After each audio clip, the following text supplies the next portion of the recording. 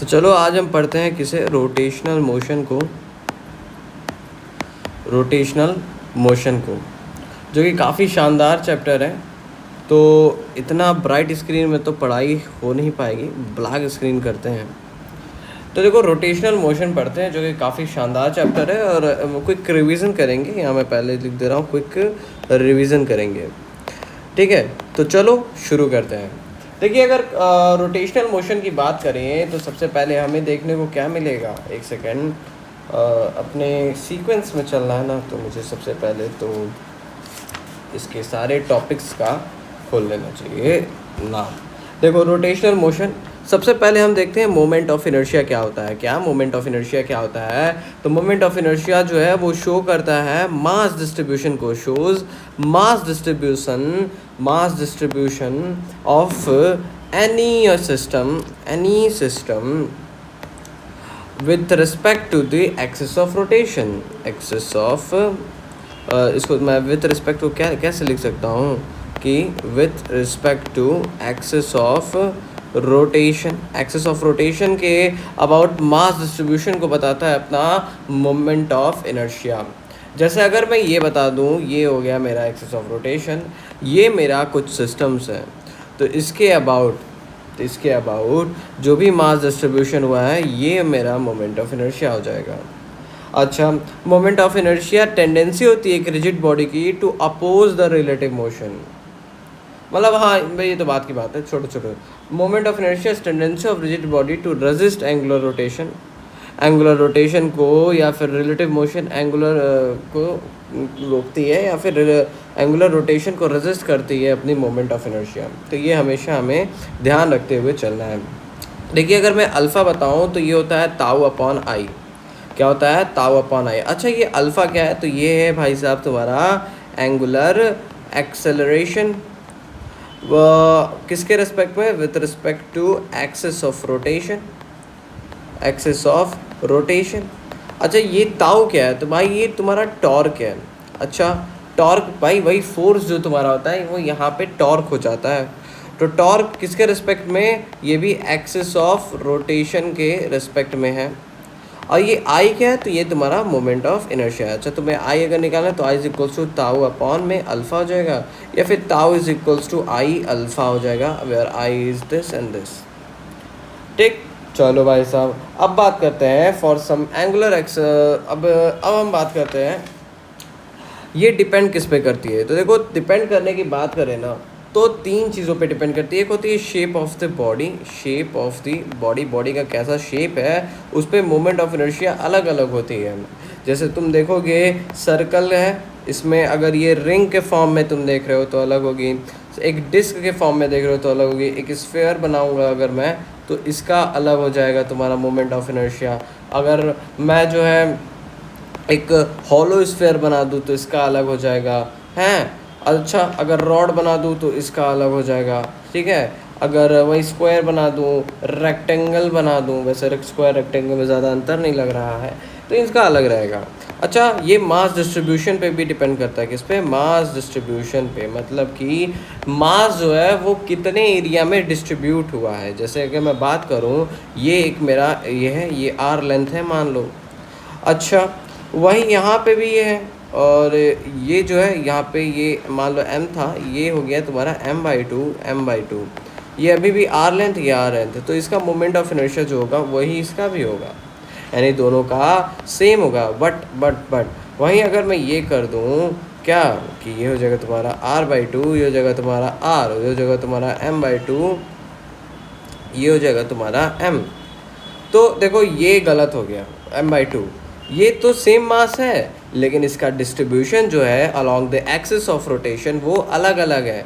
ये r के distance पे है तो ये r/2 के डिस्टेंस पे है, जबकि ये सही नहीं है। तो इसी वजह से इसका moment of inertia with respect to इन सभी के अलग हो जाएगा। चलो अब ज़रा बात करते हैं आगे किसके बारे में अब बात करेंगे। तो अब हम देखते हैं कुछ नए चीज़ों के बारे में, और वो जो नया चीज़ है वो है अपना मास डिस्ट्रीब्यूशन का शेप हो गया। अच्छा, एक और चीज़ बता दूँ, मोमेंट ऑफ इनर्शिया जो होता है वो ओरिएंटेशन ऑफ रोटेशनल एक्सिस पे भी डिपेंड करता है। तो ये कुछ ज़्यादा चीज़ नहीं, समझने वाली चीज़ नहीं है, बस तुम जो समझ लियो देखो ratio of angular momentum to angular velocity is moment of inertia. यानी कि अगर तुम एंगुलर मोमेंटम को एंगुलर वेलोसिटी से डिवाइड कर दोगे तो वो भी तुम्हारा मोमेंट ऑफ इनर्शिया आएगा। यानी कि L into angular momentum L है ना, हाँ, angular momentum divided by what, angular velocity. Angular velocity से डिवाइड कर दो तो ये तुम्हारा आ जाएगा ओमेगा। और वैसे भी L जो होता है वो होता है तुम्हारा I ओमेगा, अगर I जो होता है वो मोमेंट ऑफ इनर्शिया होता है, ओमेगा जो होता है वो तुम्हारा ओमेगा ही रहता है, वेलोसिटी अपॉन में तुमने ओमेगा से कर दिया तो ओमेगा ओमेगा कैंसिल हो गया, यहाँ पे तुम्हारा मोमेंट ऑफ इनर्शिया बच जाएगा। अच्छा, अब चलो कुछ केसेस देखते हैं। Case 1, moment of inertia of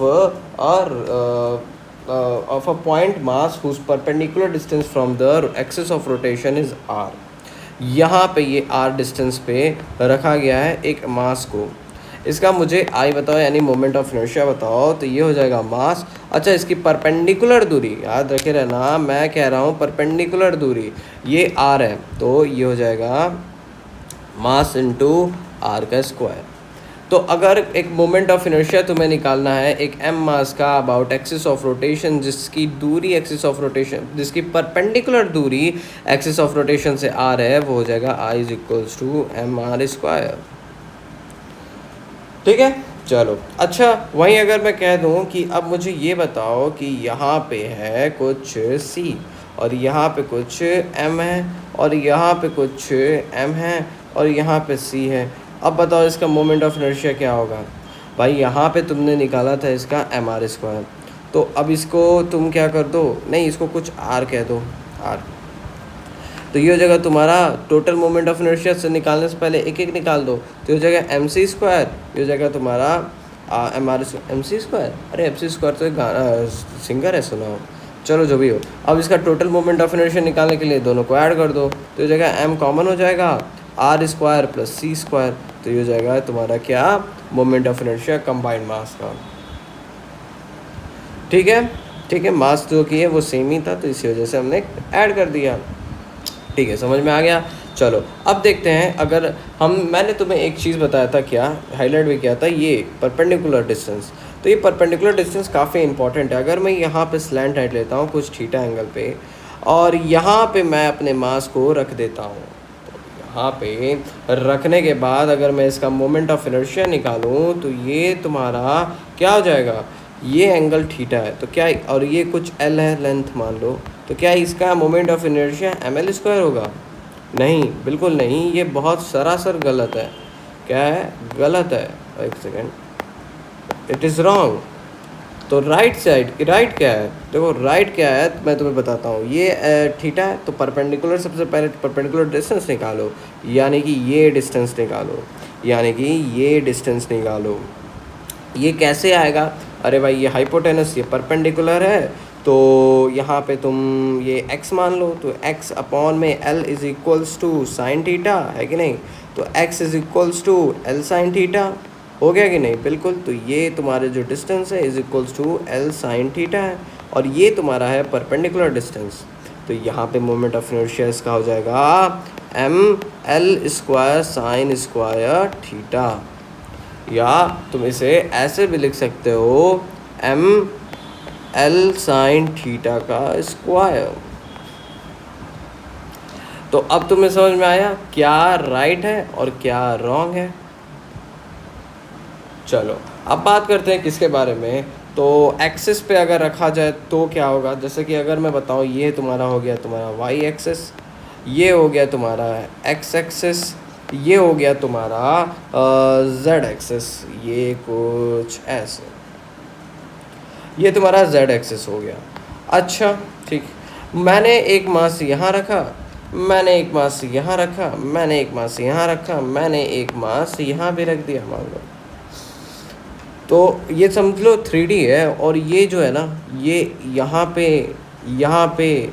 और यहाँ पे, समझ रहे हो, इस ये ऑब्जेक्ट मास जो है वो कुछ यहाँ पे है, यानी कि यहाँ से इतनी दूरी, यहाँ से इतनी दूरी, और यहाँ से इतनी दूरी, यानी ये कुछ ऐसे है भाई साहब, 3D में रखा गया है, समझ लो तुम। ठीक है, ये मास को कैसे रखा गया है, 3D में रखा गया है। तो चलो मास बना देता हूँ m। देखो इसका मोमेंट ऑफ इनर्शिया टोटल का निकालना है with respect to X axis. अगर बोलते हैं तो एक्स मास पे मान लो कुछ m1 रखा है, यहाँ पे m2 है, यहाँ पे m3 है, यहाँ m4 है। तो एक्स एक्सिस के रोटेशन में एक्स एक्सिस के रिस्पेक्ट में जब तुम मोमेंट ऑफ इनर्शिया निकालोगे तो ये मास जो है, ये m1 मास, ये एक्स एक्सिस से 0 के डिस्टेंस पे, तो इसका मोमेंट ऑफ इनर्शिया 0 हो जाएगा। बिल्कुल। अच्छा, वहीं अगर मैं m2 का देखूँ तो ये y के डिस्टेंस पे, तो m2y स्क्वायर प्लस ये z के डिस्टेंस पे है m3, तो m3z स्क्वायर प्लस ये m4 किसके रिस्पेक्ट में है। देखो m4 को अगर तुम देखोगे तो x के रिस्पेक्ट में तो बिल्कुल ना देखना भाई, सब तुम्हारा वो हो जाएगा। तो x को मारो गोली, यहाँ पे ये है कुछ y और z इनके बीच में है कि नहीं, बिल्कुल इनके है। तो यहाँ पे कुछ रखा हुआ है, तो इसका पोजीशन निकालो, इसका यानी लेंथ निकालो। तो इसका ये y है, ये z है, ये तुम्हारा बीच से जा रहा है, तो इसका हो जाएगा m4 रूट के अंदर में y square plus z square. वैसे ही अगर तुम्हें y एक्सिस के रिस्पेक्ट में निकालना है तो m2 0 हो जाएगा, यहाँ पे बनेगा m1 x square plus m3 z square plus m4 root के अंदर में x square plus z square. वैसे z एक्सिस में भी तुम बना लेना, ठीक है। चलो अब बात करते हैं किसके बारे में। अब एक चीज़ बताता हूँ जहाँ से तुम्हारा अलग अलग चीज़ें आती हैं, जैसे कि ये हो गया तुम्हारा, अच्छा ये m मास था, ये r डिस्टेंस पे था, तो इसका मोमेंट ऑफ इनर्शिया हो जाएगा mr स्क्वायर, ठीक है, मान गया।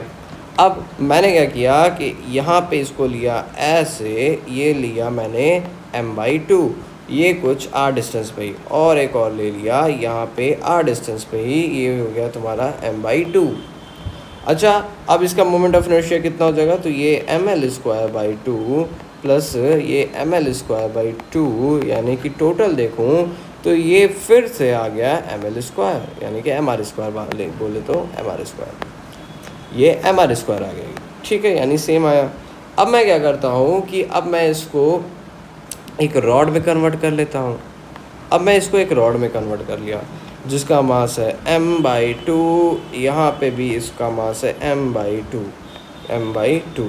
अच्छा, पहले इसका हाइट नहीं था, लेकिन अब यहाँ पे कुछ h हाइट का रॉड हो गया, तो क्या इसका मोमेंट ऑफ इनर्शिया बदलेगा? नहीं, अभी भी moment of inertia mr square ही रहेगा। अच्छा ठीक है। चलो अब मैं बात करता हूँ किसके बारे में। अब मैं क्या करूँ कि अब मैं इसको पॉइंट ऑब्जेक्ट, बहुत ज़्यादा पॉइंट ऑब्जेक्ट के रूप में तोड़ देता हूँ, ठीक है, तोड़ दिया।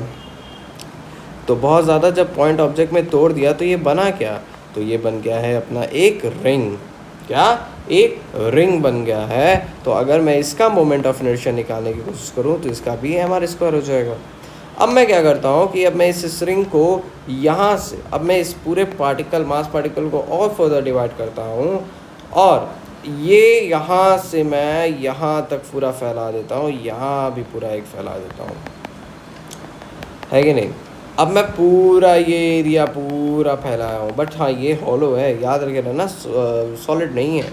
तो इसका मोमेंट ऑफ इनर्शिया यानी ये हो गया एक अपना हॉलो सिलेंडर, तो इसका मोमेंट ऑफ इनर्शिया तुम्हारा हो जाएगा mr स्क्वायर। वहीं ये जो आया था ये अपना था रिंग, ठीक है। चलो अब मैं बताता हूँ तुम्हें मोमेंट ऑफ इनर्शिया डिस्क के बारे में। तो देखो मोमेंट ऑफ इनर्शिया डिस्क का कितना होता है, तो ये होता है तुम्हारा I is equals to half mr square. ये बहुत इंपॉर्टेंट है, हमेशा इसे याद रखे रहना। अच्छा, अब ये देखो ये पूरा एक सॉलिड है, ये रिंग की तरह हॉलो नहीं है, ये पूरा मास यहाँ पे डिस्ट्रीब्यूटेड है इसके अलावा। अब मैं इसको क्या करता हूँ ना, यहाँ से यहाँ तक पूरा एक्सटेंड कर देता हूँ, और एक ये बन गया अपना।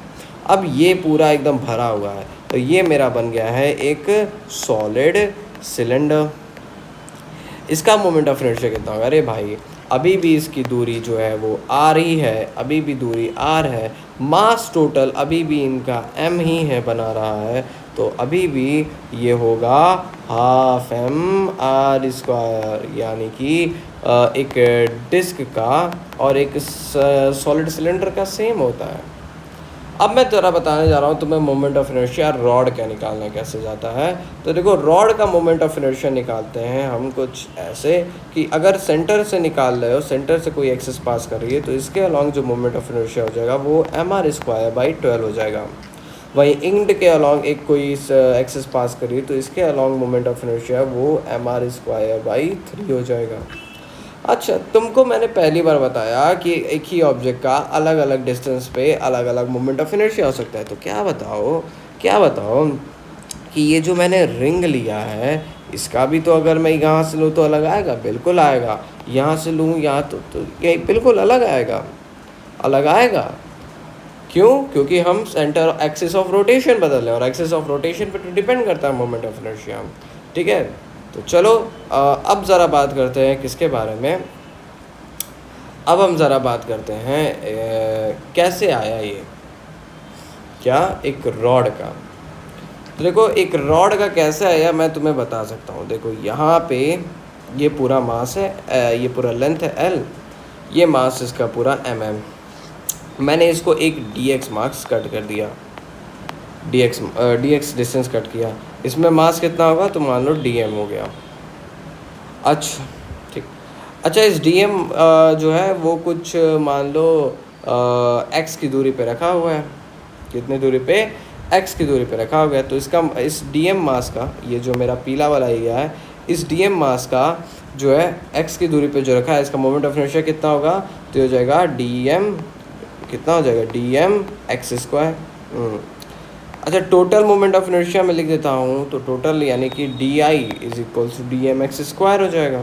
अब मैं इसको इंटीग्रेट कर देता हूँ, तो integration of di and integration of dm x² from 0 to l। भाई ये पूरी लेंथ l है, यहाँ तक तो मास है, तो ये हो जाएगा I=dm x³ अपॉन में क्या हो जाएगा? x³ अपॉन में 3। अच्छा ठीक है, dm x³ अपॉन में 3 आएगा। लेकिन ज़रा ये भी सोचो कि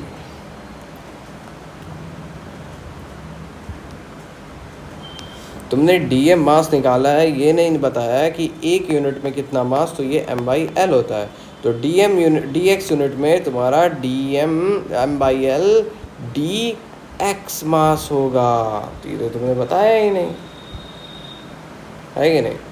और पता नहीं कैसे मैंने इंटीग्रेट कर दिया। तो कोई बात नहीं, ये ज़रा फॉल्ट हो गया मुझसे, एक फ़ॉल्ट हो गया है, इसको नोट कर लें। ये हो जाएगा तुम्हारा integration of dm dx x² from 0 to l, और यहाँ पे dm dx² हो जाएगा और dm की वैल्यू हो जाएगी तुम्हारा m/l dx x³ नहीं x²।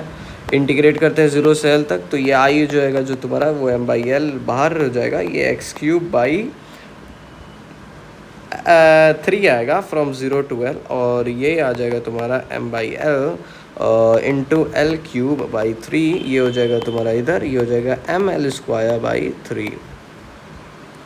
ठीक, चलो भाई, तो यहाँ से मैंने क्या निकाल दिया, इंटीग्रेशन करके मैंने तुम्हें बता दिया कि कैसे मोमेंट ऑफ इनर्शिया इसका आता है।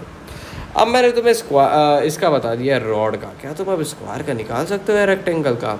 देखो एक स्क्वायर ये है, ये मान लो ये एक ये इसका मास मान लो कुछ mm, इसका भी मास मान लो कुछ mm, इसका भी मास m मान लो, इसका भी मास m मान लो। अच्छा ठीक है, अब देखो यहाँ पे सेंटर पे इधर इस एंड पे ml²/3 हो जाएगा। तुम्हें पता है किसका? इसका अगर मैं बताऊँ तो इस एंड पे ml²/3 हो जाएगा, लेकिन हमें यहाँ पे निकालना है, तो यहाँ पे होता है ml²/12 मोमेंट ऑफ इनर्शिया। तो ये हो गया तुम्हारा ml²/12, जहाँ पे ये मान लो कुछ तुम्हारा a डिस्टेंस था, ये तुम्हारा कुछ b हो जाएगा। तो एम एल स्क्वायर बाई 12 हो गया, तो यानी कि एम ए स्क्वायर बाई 12 हो गया। और वहीं यहाँ के सेंटर से बात करूँ तो अभी भी इसका टोटल का मास एम है, तो ये भी हो जाएगा M B square by 12 centre से। अब दोनों को ऐड करूँगा तो यह हो जाएगा M by 12 A square plus B square. ये आ गया तुम्हारा मोमेंट ऑफ इनर्शिया एक स्क्वायर का, अच्छा सॉरी रेक्टेंगल का।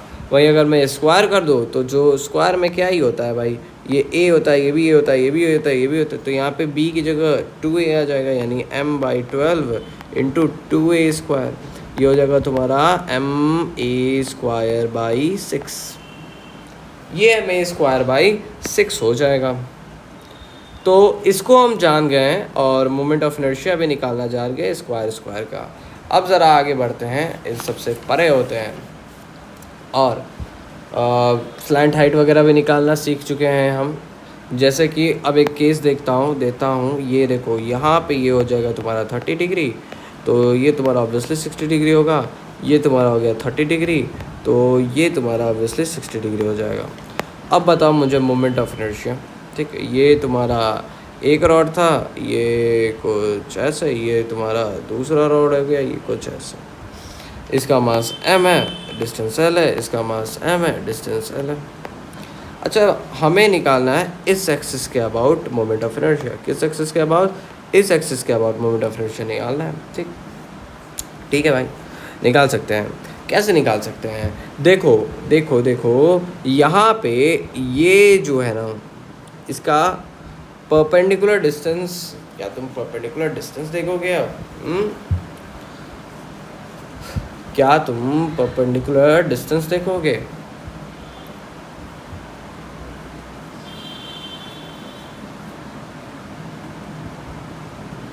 नहीं, बोलो नहीं, परपेंडिकुलर डिस्टेंस हम नहीं देखेंगे। हम देखेंगे ये होता है एम एल स्क्वायर बाई 3, लेकिन यहाँ पे एल तो परपेंडिकुलर नहीं है, तो हमें देखना पड़ेगा परपेंडिकुलर डिस्टेंस। ये एल परपेंडिकुलर डिस्टेंस यहाँ तक का देखना पड़ेगा, जो कि कितना हो जाएगा तुम्हारा? कितना हो जाएगा? तो ये बताओ, ये अगर तुम्हारा एल दिया है तो ये बेस तुम्हें बताना है ब्रो। तो ये अगर तुम बेस लिखोगे तो ये हो जाएगा L square into sine square, क्या 60 डिग्री क्या होगा? नहीं भाई, इसका हो जाएगा साइन स्क्वायर 30 डिग्री। बिल्कुल, ये हो जाएगा तुम्हारा sine square 30 degree, sine square 30 degree plus में M L square by 3 sine square 60 degree. अच्छा, मैं साइन स्क्वायर 60 डिग्री को कॉस स्क्वायर 30 डिग्री लिख सकता हूँ, तो ये हो जाएगा M L square by 3 sine square 30 plus cos square 30, ये हो जाएगा तुम्हारा 1, फिर से आ जाएगा तुम्हारा एम एल स्क्वायर बाई 3।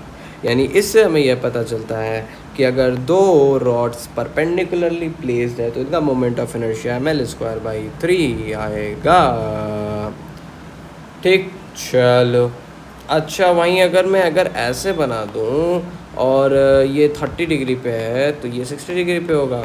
अगर इसका मुझे, ये L है, तो इसका अगर मुझे क्या चाहिए मोमेंट ऑफ इनर्शिया, तो ये मान लो m मास का है, तो ये हो जाएगा M L square sine square 60 degree, यही होगा। अरे भाई 3 कहाँ लगाओगे?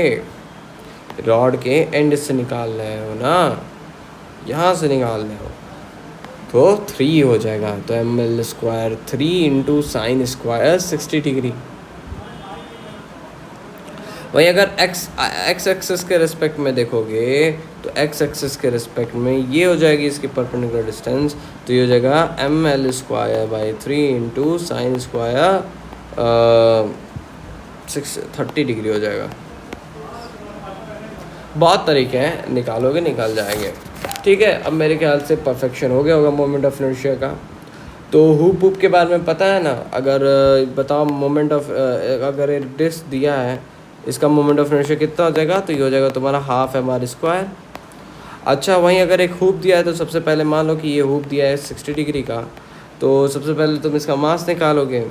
तो देखो 360 डिग्री में m मास है, तो 1 डिग्री में m/360 होगा, तो 60 डिग्री में कितना हो जाएगा बताओ? ये हो जाएगा तुम्हारा m/6, यानी हाफ इन m/6 इंटू आर स्क्वायर हो जाएगा। हमेशा याद रखे रहना, कुछ कुछ क्वेश्चंस में जो है पहले से ही इस हुप का ही मास दिया रहेगा। बच्चों को कंफ्यूज करने के लिए ऐसे दिया रहेगा जैसे लगेगा कि इस हुप का मास हमें निकालना है, और फिर हम इस हुप के ही मास का m/6 कर देते हैं, जिसकी वजह से दिक्कत हो जाता है।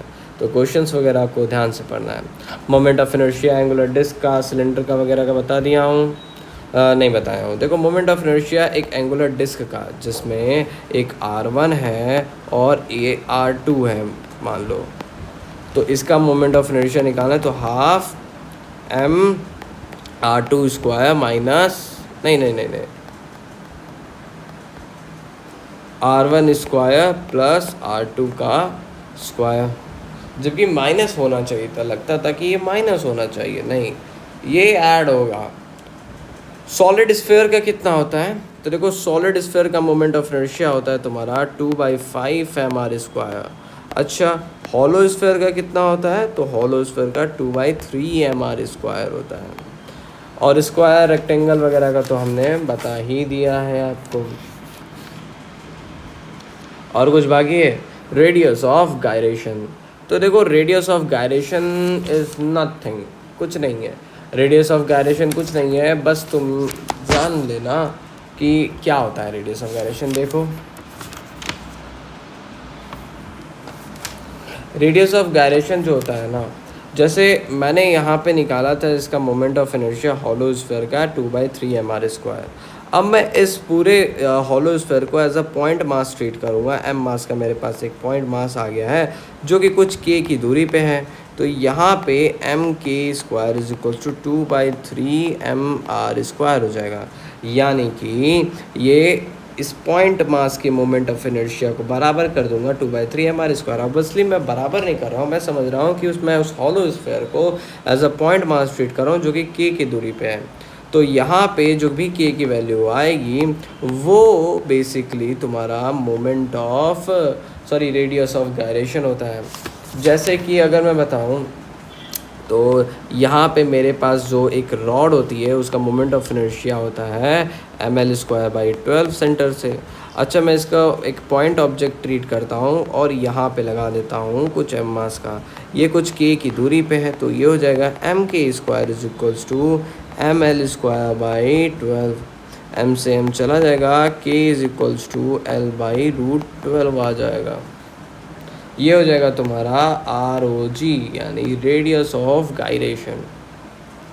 ठीक है, चलो अब ज़रा हम देखते हैं पैरेलल एक्सिस थ्योरम, फिर परपेंडिकुलर एक्सिस थ्योरम देखेंगे, और फिर उसके बाद हम देखेंगे केस ऑफ कैविटी और टॉर्क, फिर टॉर्क देखेंगे।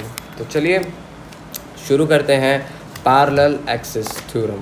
कुछ है नहीं पैरेलल एक्सिस थ्योरम, बस इतना याद रखे रहिएगा कि अगर यहाँ पे एक ऑब्जेक्ट है, इसका जैसे कि अगर मैं एक डिस्क मान लूँ तो इसका moment of inertia half mr square हो जाएगा। तो यहाँ पे अगर एक मैं यहाँ पे रख दे रहा हूँ तो इसका मोमेंट ऑफ इनर्शिया कितना होगा? तो इसका मोमेंट ऑफ इनर्शिया जो हो जाएगा वो हो जाएगा हाफ mr स्क्वायर, मान लो ये कुछ k की दूरी पे है, plus mk square as a point object treat करके हम ऐड करेंगे। जैसे कि मान लो ये k is equals to r हो जाएगा, तो half mr square plus mr square is equals to 3/2 mr square. ये होता है तुम्हारा बस पैरेलल एक्सिस थ्योरम, जो कि किसके एप्लीकेबल होगा? ये तभी तुम लगा सकते हो जब कोई जो जिस भी एक्सिस के रेस्पेक्ट में निकाल रहे हो वो सेंटर ऑफ मास के रेस्पेक्ट में, सेंटर ऑफ मास वाली एक्सिस से पैरेलल हो। तो this theorem is used to find the moment of inertia about such axis which are parallel to the centre of mass axis. CM axis के parallel जो होती हैं उन्हीं का ही केवल हम निकालते हैं। अच्छा ठीक है, ठीक है।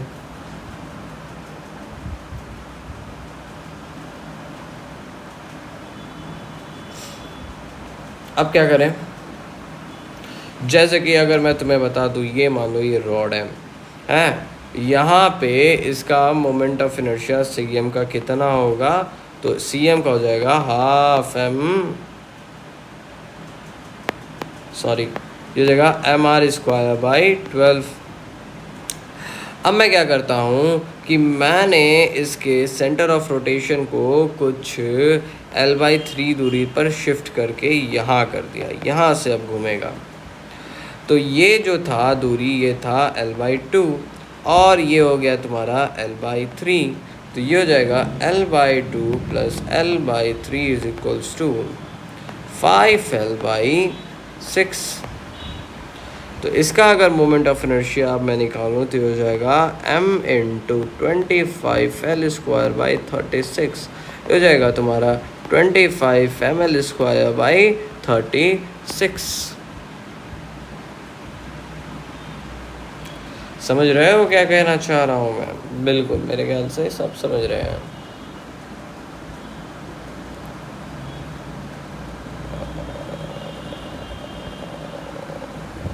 क्या ये होगा? बिल्कुल नहीं, ये पूरा गलत है। अगर मैं इसको L/3 आगे शिफ्ट कर रहा हूँ तो ऐसे नहीं होगा। ये हो जाएगा तुम्हारा mL²/12 प्लस मास जो है इसका m है इंटू कितना कितना आ गया L/3, तो L²/9 ये होगा। ये हो जाएगा तुम्हारा 12 ही रहेगा ना, हाँ 12 रहेगा। और ये हो जाएगा तुम्हारा, नहीं 12 नहीं होगा, ये हो जाएगा तुम्हारा 12 एंड 9 3 हो जाएगा 4, ये हो जाएगा 3 ये हो जाएगा 1, ये हो जाएगा 4, ये हो जाएगा 4 12 3 36 ले लो। तो ये हो जाएगा तुम्हारा 3mL² प्लस यहाँ पे हो जाएगा तुम्हारा क्या 4mL²। ये ठीक, तो यहाँ से आ जाएगा तुम्हारा 7mL²/36। समझे? मेरे ख्याल से समझ गए होगे। इसके अबाउट 7mL²/36 आया है मेरा centre of mass, sorry moment of inertia. तो ऐसे होगा, ये गलत प्रोसीजर था, ये सही प्रोसीजर है। तो मैं सब पॉसिबिलिटी बता रहा हूँ जिससे तुम कर सकते हो, जिससे गलतियाँ हो सकती हैं। अच्छा ठीक है, अच्छा मैं जो है पैरेलल एक्सिस थ्योरम तुम्हें बता दिया हूँ।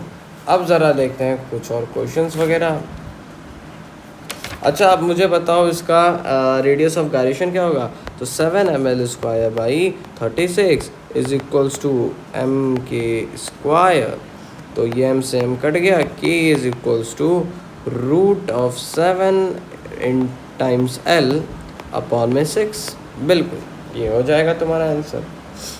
चलो भाई, अब बात करते हैं। मान लो कि यहाँ पे ऐसे कुछ रखा हुआ है, एक हाफ ऑब्जेक्ट है, इसका कितना हो जाएगा? मान लो ये तुम्हारा कुछ सेमी सर्कुलर रिंग है, ठीक है। तो कुछ सेमी सर्कुलर रिंग है, तो ये तो ये कितना हो जाएगा 2r/π पे रखा रहता है।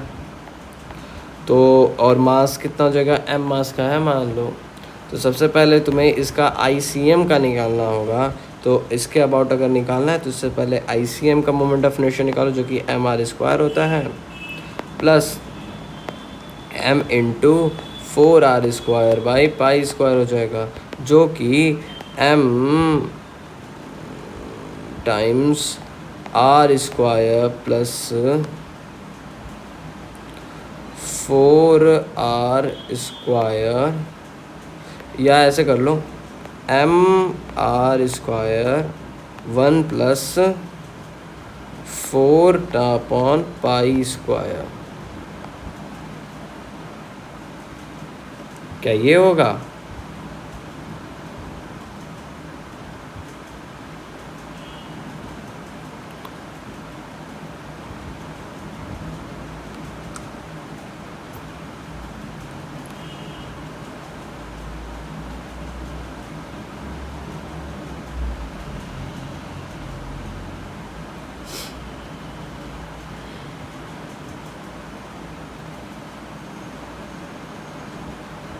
क्या ये होगा? एम आर स्क्वायर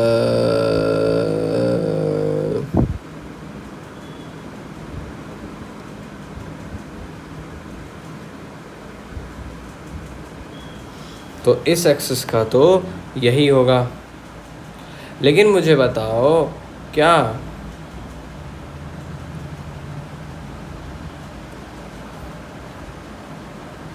इस टोटल का क्या होगा? इस टोटल का अभी भी एम आर स्क्वायर ही होगा, क्योंकि ये अभी भी एक रिंग ही है। ठीक है, चलो भाई, अब हम बात करते हैं ज़रा परपेंडिकुलर एक्सिस थ्योरम के। तो this theorem is used to find moment of inertia of planar object like ring, disc, plates etcetera. कभी भी 3D ऑब्जेक्ट्स का नहीं निकालते हैं हम, हमेशा प्लेनर ऑब्जेक्ट्स का जो है मोमेंट ऑफ इनर्शिया निकालते हैं। 3D कभी नहीं निकालते, हमेशा प्लेनर यानी 2D हो चाहे 1D हो, उनका निकालते हैं। अगर मोमेंट ऑफ इनर्शिया सिस्टम का अबाउट 2 को प्लानर है एंड म्यूचुअली परपेंडिकुलर है और उनके इंटरसेक्टिंग पॉइंट से जा रहा है, तो then the sum of the both moment of inertia will be equal to the moment of inertia about the inertia of the body about perpendicular axis passing through the intersection point। जैसे कि यहाँ पे मेरे पास एक circle है, ये क्या moment of inertia इसका कुछ ये आया इधर, ये थी एम मास की, यहाँ पे आर की दूरी, यहाँ पे भी एम मास की, यहाँ पे भी आर की दूरी, यहाँ पे भी आर की दूरी, यहाँ पे भी एम, यहाँ पे भी आर, यहाँ पे भी एम मास की दूरी। तो देखो इसका मोमेंट ऑफ इनर्शिया में जब सभी ऑब्जेक्ट्स का निकालूँ तो उसका निकालने से अच्छा है कि मैं एक ही का निकाल दूँ। कैसे? तो ये जगह टोटल मोमेंट ऑफ इनर्शिया अगर मैं बताऊँ इसका, तो ये जगह एम आर स्क्वायर, इसका एम आर स्क्वायर, इसका सबका एम आर स्क्वायर। ये देखो अब इन सभी को हटा दो, अब तुम केवल इसको और इसको ध्यान में दो। ये दोनों एक दूसरे के क्या हैं? परपेंडिकुलर हैं, 90 डिग्री पे प्लेस्ड हैं एक दूसरे के। खड़ा नहीं, हॉरिजॉन्टली तो 90 डिग्री पे हैं, अरे ऐसे हैं तो 90 डिग्री पे, 90 डिग्री पे हैं अपने। और इनका इंटरसेक्टिंग पॉइंट ये है। मान लो यहाँ से एक एक्सिस गुजरा, अब इस एक्सिस का मोमेंट ऑफ इनर्शिया क्या हो जाएगा? तो इस एक्सिस का 2mr स्क्वायर हो जाएगा, यानी इन दोनों के सम के बराबर हो जाएगा। कैसे कि देखो इनका मोमेंट ऑफ इनर्शिया आई है, इनका भी आई है, दोनों का सम ही तो है वो।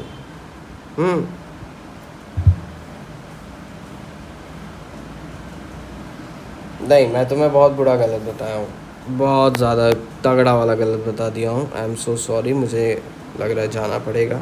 चलो यही आखिरी टॉपिक है अपना। जैसे कि यहाँ पे है, यहाँ पे एक रखा हुआ है, तो यहाँ पे क्या है कि ये गया, ये कुछ r डिस्टेंस पे m मास है, ये भी कुछ है m मास है, तो ये भी कुछ है m मास है, तो ये दोनों एक दूसरे के 90 डिग्री पे है। इसका moment of inertia half M R square होगा। और ये बताओ ये भी m मास है r की दूरी पे, ये भी r की दूरी पे m मास रखा है, मतलब मास तो एक ही है। तो बताओ मोमेंट ऑफ क्या इनका बराबर नहीं होगा? इसके आई बिल्कुल बराबर होगा। तो यहाँ पे half M R square is equals to 2 times of I हो जाएगा, यानी I is equals to 1/4 M R square आएगा। ठीक है, इसके एक्सिस के अकॉर्डिंग देखूँ, मेरे कहने का मतलब सुनो कि अगर एक ये है तो इस एक्सिस के अबाउट आई होगा और एक्स एक्सिस के अबाउट भी आई ही होगा। क्यों?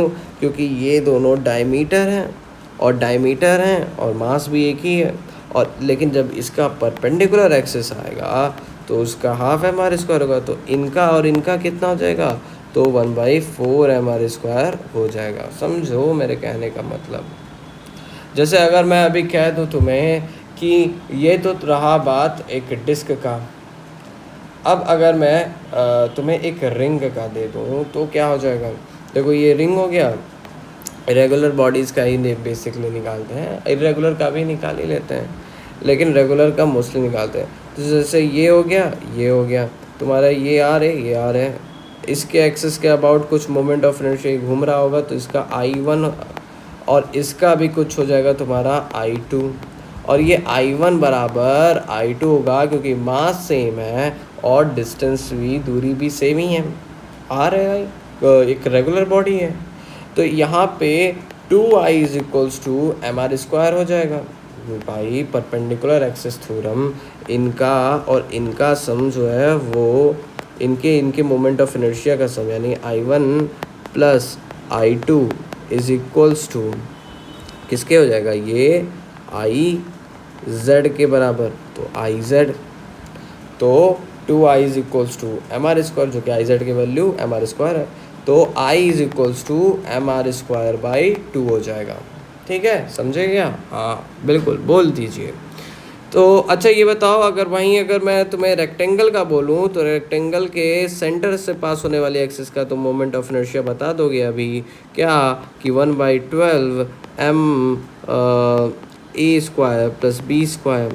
वहीं अगर मैं इस एक्सिस में पूछ दूँ, इस एक्सिस में जो कि इस प्लेन में है, इस प्लेन में ही है, सभी का हम प्लेन में ही देख रहे हैं, तो इस प्लेन में है, उसका क्या होगा, तो इसका हो जाएगा तुम्हारा एम, मान लो ये अगर ए है और ये अगर तुम्हारा बी है, तो M A square by 12 and M B square by 12 हो जाएगा। तो कुछ नहीं था भाई, ये रेगुलर सिमेट्री वगैरह का मामला था।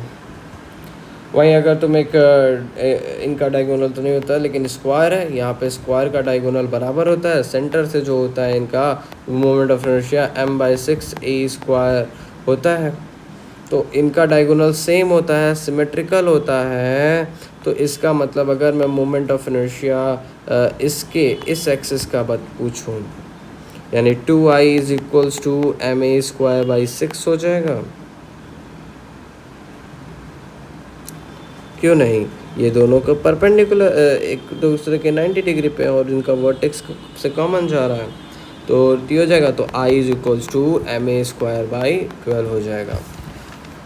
चलो ये हो गया केस ऑफ कैविटी। जल्दी से देखते हैं। तो कुछ नहीं है, मान लो तुम्हारा एक बॉडी है, यहाँ का ये इसका मोमेंट ऑफ इनर्शिया अगर तुम देखोगे तो ये इसका मोमेंट ऑफ इनर्शिया आ जाएगा तुम्हारा एम आर स्क्वायर। मान लो एक रिंग है, तो अब बोला जाए, नहीं हाफ एम आर स्क्वायर कह लो, डिस्क का है ना, तो हाफ एम आर स्क्वायर है। अब इससे r/3 या r/2 रेडियस का जो है एक डिस्क को कट दिया गया है। अब बताओ इसका टोटल मोमेंट ऑफ इनर्शिया। कुछ नहीं है, इसका एम आर स्क्वायर था हाफ एम आर स्क्वायर, इसका कितना हो जाएगा, तो ये जो है ये r/2 का इसका रेडियस है कि नहीं, रेडियस r/2 है, यानी कि ये टोटल r है, यानी ये r/2 है, तो ये r/4 हो गया, ये जो होगा ये r/4 होगा। तो यहाँ पे अगर मैं मोमेंट ऑफ इनर्शिया निकालूँ तो ये हो जाएगा half M R square plus r/2 plus r/4 which is equals to 3r, है कि नहीं, बिल्कुल। ये हो जाएगा m into 9r square by 16, ये जगह 9mr स्क्वायर बाई 16, यानी इसका मोमेंट ऑफ इनर्शिया आया है। अब इसमें ऐड करो तो 9mr स्क्वायर बाई 16 करूँगा तो कितना आएगा बताओ।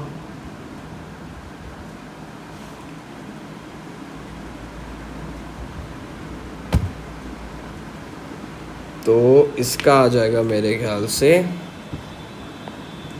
16 8 15 mr स्क्वायर। अब मैं हाफ एम आर स्क्वायर में से 15/16 mr स्क्वायर निकाल दूंगा, तो हाफ माइनस 15/16 का एम आर स्क्वायर, तो एम आर स्क्वायर क्या हो जाएगा बताओ, 16 8 माइनस 15, यानी कि -7/16 एम आर स्क्वायर, यानी कि इतना मोमेंट ऑफ इनर्शिया का रिमूव हुआ है।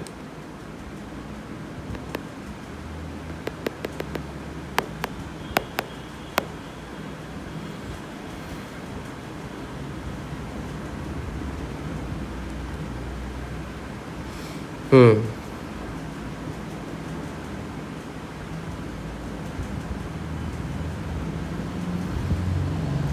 ये बात है केस ऑफ कैविटी के ऊपर अलग से वीडियो बनाऊंगा। अभी के लिए इतना ही, और बाकी क्वेश्चंस वगैरह हैं तो आसानी से लग जाए करेंगे। अब आगे हम देखेंगे टॉर्क के बारे में। तो चलिए, थैंक यू।